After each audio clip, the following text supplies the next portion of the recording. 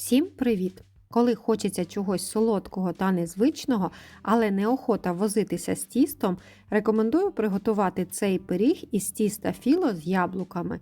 А взагалі можна використовувати будь-які фрукти чи ягоди, буде однаково смачно. Та й готується такий пиріг надзвичайно просто. Готуємо. Для початку візьмемо упаковку 400 г тіста філо та розморожуємо його до кімнатної температури. І тільки потім розгортаємо, інакше, якщо воно не повністю розморожене, то може потріскатись. Ось такий воно має вигляд. Листи тіста дуже тоненькі, чимось нагадують пергаментний папір, тому відділяти їх один від одного необхідно також обережно, щоб не порвати. Також одразу підготуємо круглу форму для випічки. В мене сковорідка діаметром 24 см, в якій можна випікати. Форму з роз'ємним дном не рекомендую брати, адже рідка заливка може з неї витікати в духовці. Якщо ви не впевнені в своїй формі, можна змастити її вершковим маслом. Ще підготуємо 100 г розтопленого вершкового масла. Беремо один лист тіста і спеціальною щіточкою чи, можливо, серветкою змащуємо всю поверхню вершковим маслом. Сильно не заливайте. Головне, щоб тісто трохи зволожилось і стало не таким сухим. Далі викладаємо цей лист тіста на дно форми та трохи притискаємо, формуючи основу пирога. Зверху, хрест-навхрест, викладаємо другий лист тіста, який також попередньо змастили вершковим маслом. І тепер залишається краєчки, що звисають, підгорнути всередину, формуючи своєрідний бортик. Далі знову беремо один лист тіста і аналогічно попереднім змащуємо його вершковим маслом. Тепер зверху на нього викладаємо ще один лист тіста. Гарно притискаємо, але його вже не змащуємо. Розвертаємо тісто короткою стороною до себе і починаємо складати його в гармошку. Чим ширшими ви будете робити складочки, тим вищим вийде ваш пиріг. Загалом у мене вийшло 5 таких гармошок із тіста. Приступаємо до формування пирога. Беремо одну гармошку і, починаючи від центру, скручуємо її в равлик. Далі інший шматочок тіста викладаємо поряд із першим, трохи перекриваючи краєчок, і продовжуємо закручувати, рухаючись по колу. Робимо так до закінчення гармошок із тіста.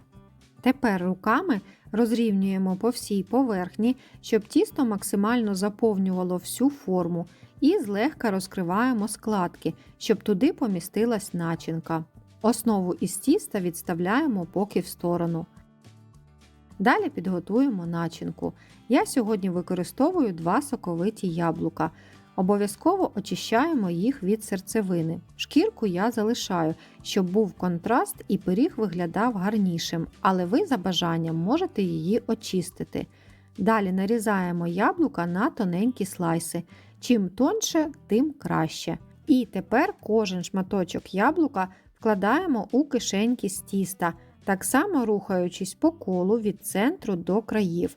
Таким чином у нас вийде дуже гарний пиріг, схожий на квітку. Як я вже казала, тут можна використовувати інші фрукти або навіть ягоди, наприклад, персики, абрикоси, сливи, хурму або малину, лохину чи вишню.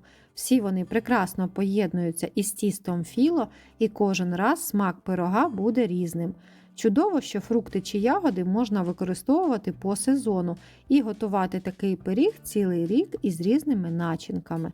Єдине, що фрукти ми додаємо одразу, а ягоди лише разом із заливкою, адже вони готуються набагато швидше.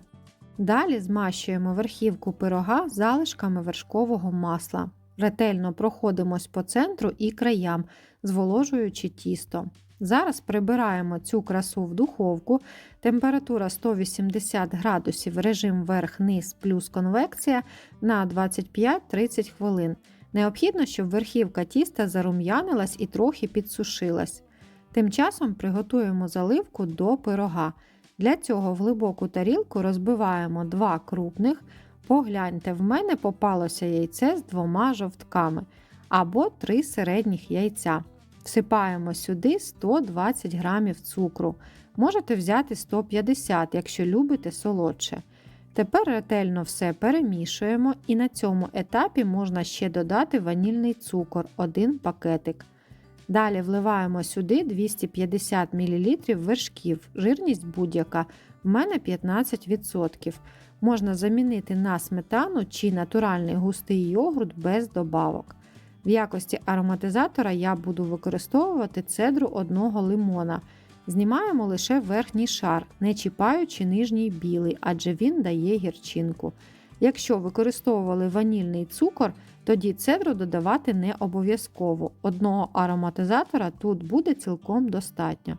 Ще раз все змішаємо до поєднання. В принципі, це універсальна і дуже смачна заливка для такого роду пирогів із лавашу чи тіста філо. Не забуваємо про пиріг. У мене він позасмагав 35 хвилин, але ви орієнтуйтесь по своїй духовці. З фруктами тісто запікається довше, а без них швидше. Це в тому випадку, якщо будете використовувати ягоди. Пам'ятаємо, що їх ми додаємо вже після підрум'янення тіста. Заливаємо пиріг нашою солодкою заливкою, слідкуючи, щоб вона не витікала за краї форми. Знову повертаємо форму в духовку. Режим нагріву перемикаємо наверх-низ і запікаємо ще хвилин 30-35. Ось і все. Неймовірний пиріг із тіста філо готовий.